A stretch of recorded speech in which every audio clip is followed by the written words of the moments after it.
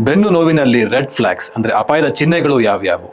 So ಮೊದಲನೇದಾಗಿ ನಮ್ಮ ಕಾಲು ನೋವು 3-4 ವಾರ ಆದ್ರೂ ಕಾಲು ನೋವು ಕಡಿಮೆ ಆಗದಿರೋದು, ಇಲ್ಲ ಅದು ಕಾಲು ನೋವಿನ ತೀವ್ರತೆ ಜಾಸ್ತಿ ಆದಾಗ, ಇಲ್ಲ ಕಾಲು ನಮಗೆ ಭಾರ ಅನಿಸ್ತಿರ್ಬೇಕಾದ್ರೆ, ಇಲ್ಲ ನಮಗೆ ಚಪ್ಪಲಿ ಹಾಕೊಳ್ಳೋದು ಕಷ್ಟ ಆಗ್ತಾ ಇದೆ, ನಡಿಬೇಕಾದ್ರೆ ನಮ್ಮ ನಡೆಯೋ ರೀತಿ ಬದಲಾಗಿದೆ, ಇಲ್ಲ ನಮ್ಮ ಮಲಮೂತ್ರ ಮಾಡೋ ಜಾಗದಲ್ಲಿ ಇಲ್ಲ ಕಾಲಿನಲ್ಲಿ ನಮ್ಮ ಸ್ಪರ್ಶ ಕಡಿಮೆ ಆಗಿದೆ.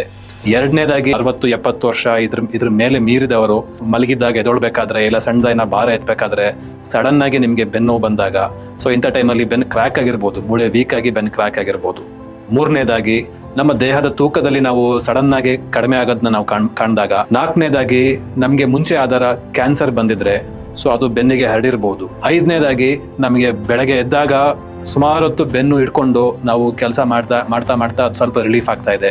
ಸೊ ಆರನೇದಾಗಿ ಇಮ್ಯೂನ್ ಸಪ್ರೆಷನ್ ಅಂತಂದ್ರೆ ನಮ್ಮಲ್ಲಿ ಇಮ್ಯುನಿಟಿ ಲೆವೆಲ್ಸ್ ಕಡಿಮೆ ಇದ್ದು, ಇಲ್ಲ ನಾವು ಸ್ಟಿರಾಯ್ಡ್ ಅಬ್ಯೂಸ್ ಅಂತ ಏನ್ ಹೇಳ್ತೀವಿ, ಇದು ಕೆಲವರು ನೋವಿಗೆ ಮಾತ್ರೆ ತಿಂಗಳಗಟ್ಟಲೆ ತಗೊಂಡಿರ್ತಾರೆ, ಅವ್ರಿಗೆ ಗೊತ್ತಿರಲ್ಲ, ಕೆಲವು ಯಾರೋ ಕೊಟ್ಟಿರ್ತಾರೆ, ಅದು ಸ್ಟಿರಾಯ್ಡ್ ಆಗಿರ್ಬೋದು. ಇಲ್ಲ ಅಸ್ತಮಾ ಇದ್ದಾಗ ನಾವು ಬಹಳ ವರ್ಷಗಳಿಂದ ನಾವು ಇನ್ಹೇಲರ್ಸ್ ತಗೊಳ್ತೀವಿ, ಸ್ಟಿರಾಯ್ಡ್ ಇನ್ಹೇಲರ್ಸ್, ಅಥವಾ ನಾವು ಕೆಲವು ಮಾತ್ರೆಗಳಿಂದ ಎಸ್ಪೆಷಲಿ ಪ್ರೋಟಾನ್ ಪಂಪ್ ಇನ್ಹಿಬಿಟರ್ಸ್ ಅಂತ ಏನ್ ಹೇಳ್ತೀವಿ, ಪ್ಯಾನ್-ಡಿ, ಪ್ಯಾನ್-ಟಾಪ್, ಇಂಥವನ್ನ ನಾವು ವರ್ಷಗಟ್ಟಲೆ ದಿನ ತಗೊಂಡು ನಮ್ಮ ಮೂಳೆಗಳೆಲ್ಲ ವೀಕ್ ಮಾಡಿರ್ತಾರೆ. ಈ ಅಪಾಯದ ಚಿಹ್ನೆಗಳು ನಮ್ಮಲ್ಲಿ ಕಂಡಾಗ ನಾವು ಯಾವುದೇ ಸಮಯ ವ್ಯರ್ಥ ಮಾಡ್ದಂಗೆ ಇಮಿಡಿಯೇಟ್ ಆಗಿ ಡಾಕ್ಟರ್ಗೆ ತೋರಿಸ್ಕೊಂಡು ನಾವು ಎಕ್ಸ್ರೇ, MRI ಹಾಗೂ ರಕ್ತ ಪರೀಕ್ಷೆಯನ್ನು ಮಾಡಿಸ್ಬೇಕಾಗುತ್ತೆ.